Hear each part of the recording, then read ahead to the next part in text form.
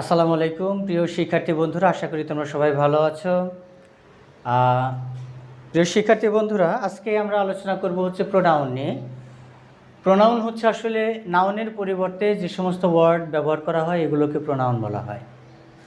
নাউনের পরিবর্তে যে সমস্ত ওয়ার্ড ব্যবহার করা হয় এগুলোকে প্রোনাউন বলা হয়। এবং প্রোনাউন হচ্ছে আমরা দেখি হচ্ছে 8 প্রকার।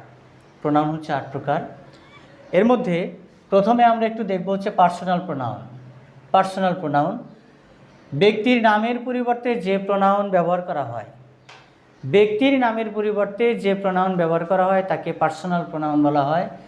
যেমন ধরো, হি ইজ এ স্টুডেন্ট, এখানে হি হচ্ছে personal pronoun. I am singing a song, এখানে আই হচ্ছে পার্সোনাল প্রোনাউন। এবং দে ডিড দ্য ওয়ার্ক, এখানে দে হচ্ছে পার্সোনাল প্রোনাউন। তো শিক্ষার্থী বন্ধুরা, 2 নম্বর বলছে ডেমনস্ট্রেটিভ প্রোনাউন।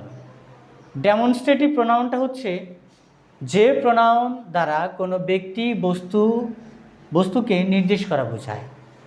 ব্যক্তি বা বস্তুকে নির্দেশ করা বোঝায়। যেমন ধরো, this is a pen, that is a car.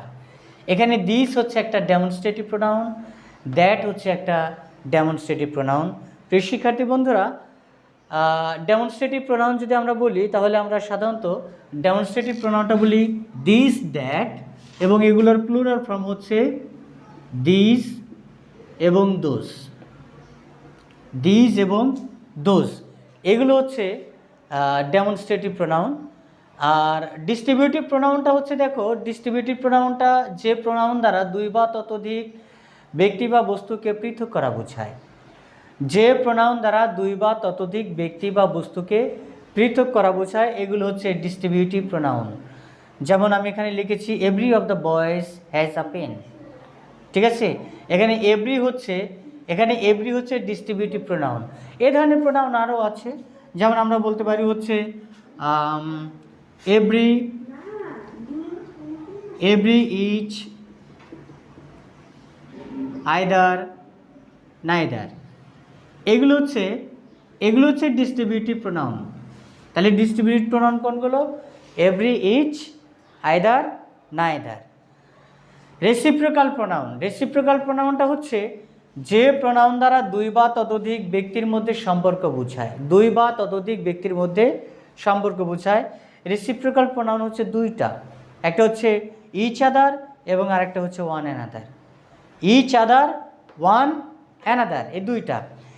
Each আদারটা বসে হচ্ছে যখন 2 জনের মধ্যে বোঝায়। 2 জনের মধ্যে বোঝালে সেটা হচ্ছে ইচ আদার। আর যখন 2 এর অধিক হয়, 2 এর অধিকের মধ্যে বোঝাতে ওয়ান অ্যানাদার বসে। প্রিয় শিক্ষার্থী